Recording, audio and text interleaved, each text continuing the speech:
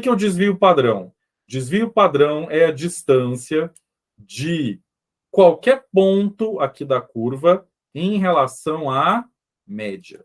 Então, a distância entre a média e esse ponto da curva, um desvio padrão. Em relação a esse ponto, 2 desvios padrão. Em relação a esse ponto, 3 desvios padrão.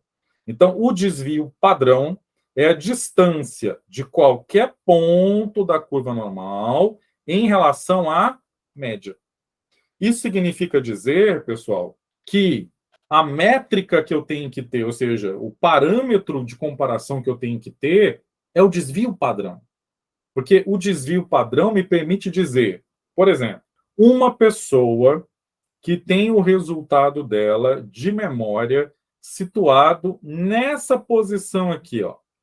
Nessa posição. Pergunto para vocês, essa pessoa tem déficit de memória?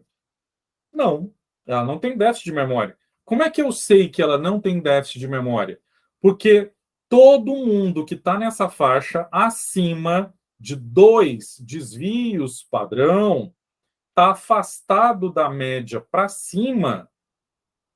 Agora, se a pessoa tivesse tirado o score dela aqui, ó, que está abaixo de menos 2 desvios padrão, isso significa, pessoal, que essa pessoa está abaixo da média.